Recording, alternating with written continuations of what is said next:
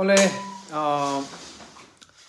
kema pool fans group zong te amal te karon ti khalo mai nga ti hian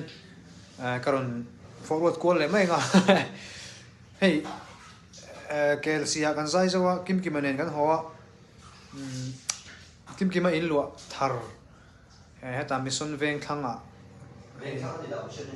mission veng thanga ni lo mo mission veng ani chu heta es arvala road phea kan ani ya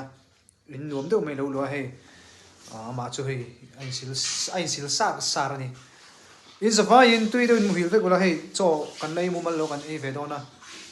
ke ve lok nge chuan in zawai tui deuh muhil ve gula hei helmet ka khoma ka hairstyle ti a pen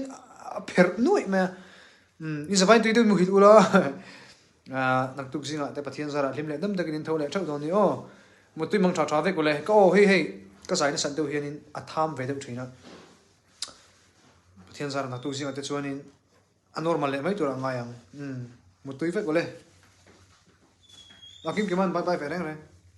bye bye mutui ve gule tại trên friends group zong te kan lo me